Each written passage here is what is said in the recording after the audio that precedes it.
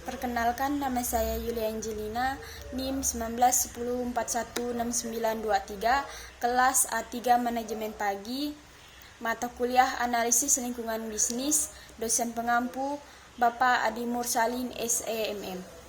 Bab 5. Manajemen krisis. Sifat dan penyebab krisis. Krisis adalah situasi di mana kerugian terhadap orang atau properti yang telah terjadi atau akan segera terjadi. Krisis biasanya tidak terduga, dapat meningkat dengan cepat dan dapat merusak kinerja operasi perusahaan, reputasinya, dan kredibilitas manajemen. Krisis seringkali membutuhkan tindakan di bawah tekanan waktu, sehingga manajemen harus bertindak dengan rasa urgensi. Krisis dapat menarik perhatian media dan aktor politik swasta. Selain itu, publik mungkin bersimpati dengan mereka yang dirugikan, terutama jika mereka tidak menaruh curiga atau tidak berkelas. Banyak krisis berkembang dengan cepat, seperti dalam kasus keracunan Tylenol. Tetapi beberapa krisis membusuk untuk waktu yang lama. Pola dari pengembangan krisis. Krisis seringkali memiliki pola yang dapat dikonseptualisasikan dengan menggunakan kerangka siklus hidup yang diperkenalkan pada bab 1. Diadaptasi untuk manajemen krisis, tahapannya adalah identifikasi, eskalasi, intervensi, dan penyelesaian.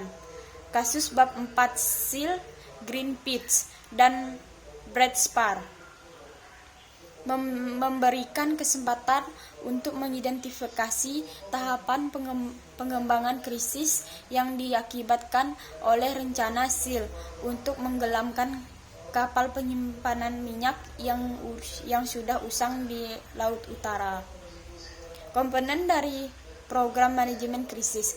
Manajemen krisis memiliki 5 komponen. Yang pertama, penghindaran. Yang kedua, kesiapan. Yang ketiga, analisis akar penyebab. Yang keempat, respons. Dan yang kelima, resolusi. Penghindaran.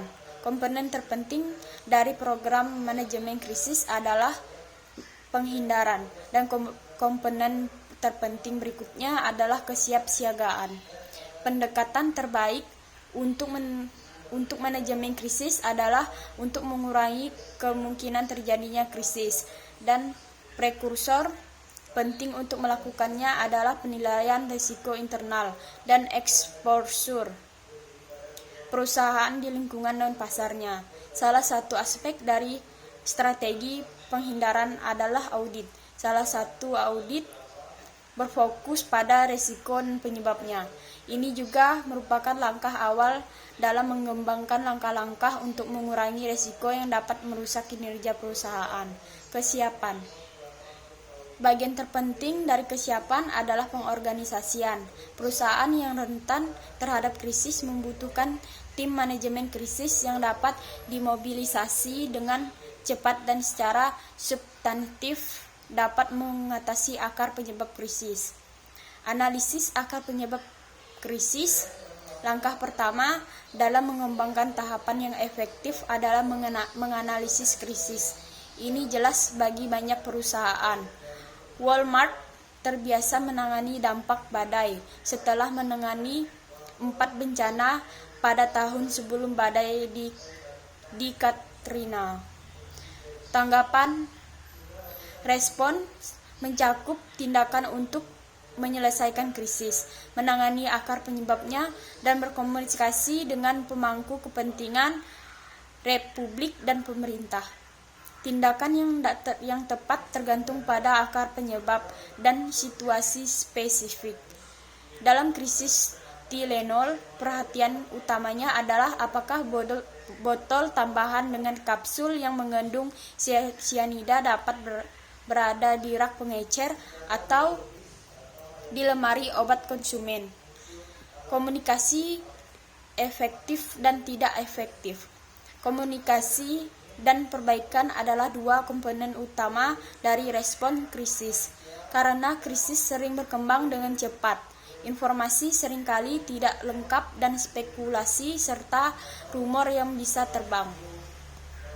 Sekalipun informasi sudah lengkap atau krisis terbukti dengan sendirinya, penting untuk berkomunikasi secara efektif dengan mereka yang terkena dampak serta publik secara luas. Industri besar spesialisasi komunikasi tersedia untuk memberikan nasihat tentang komunikasi yang efektif, dan perusahaan telah mengembangkan kemampuan mereka sendiri. Sekian ringkasan dari saya ucapkan terima kasih.